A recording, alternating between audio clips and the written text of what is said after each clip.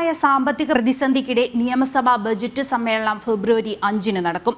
കഴിഞ്ഞ ബജറ്റിൽ പ്രഖ്യാപിച്ച പല പദ്ധതികളും പൂർത്തിയാകാത്ത പശ്ചാത്തലത്തിലാണ് പുതിയ ബജറ്റ് സമ്മേളനം നടക്കുക. സാമ്പത്തിക പ്രതിസന്ധിക്കിടെ ബജറ്റ് അവതരണം സർക്കാരിന് മേൽ വലിയ വെല്ലുവിളിയാണ് സൃഷ്ടിക്കുന്നത്.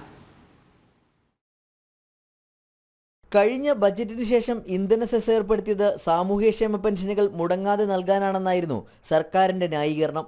എന്നാൽ പിന്നീട് സാമൂഹ്യക്ഷേമ പെൻഷനുകൾ 8 മാസം വരെ മുടങ്ങുന്ന സാഹചര്യമാണ് ഉണ്ടായത്. വർദ്ധിപ്പിച്ച ഇന്ധന നികുതിക്ക് പിന്നാലെ വെള്ളക്കരവും കൂട്ടി ജനങ്ങൾക്ക് മേൽ ഇരട്ടി പ്രഹരമാണ് രണ്ടാം ഇടതു സർക്കാർ നൽകിയത്. ഇപ്പോഴും 4 മാസമായി ക്ഷേമ പെൻഷനുകൾ മുടങ്ങിത്തന്നെയാണ് മുന്നോട്ടു പോകുന്നത്. സംസ്ഥാനത്തെ സാമ്പത്തിക പ്രതിസന്ധിക്കിടെയുള്ള ബജറ്റ് അവതരണം സർക്കാരിന് മേൽ കടുത്ത വെല്ലുവിളി തന്നെയാണ് സൃഷ്ടിക്കുന്നത്. ഫെബ്രുവരി 5-ന് ബജറ്റ് സമ്മേളനം കഴിഞ്ഞാൽ ഫെബ്രുവരി 12 മുതൽ 14 വരെയുള്ള തീയതികളിൽ ബജറ്റിന്മേലുള്ള പൊതുചർച്ചയാണ് നടക്കുക. ധനാഭ്യർത്ഥനകളുടെ സൂക്ഷ്മ പരിശോധനയ്ക്കായി ഫെബ്രുവരി 15 മുതൽ 25 വരെയുള്ള കാലയളവിൽ സബ്ജക്റ്റ് കമ്മിറ്റികൾ യോഗം ചേരും.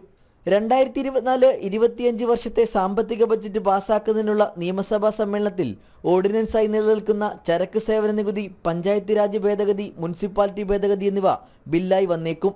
ജനം, തിരുവനന്തപുരം.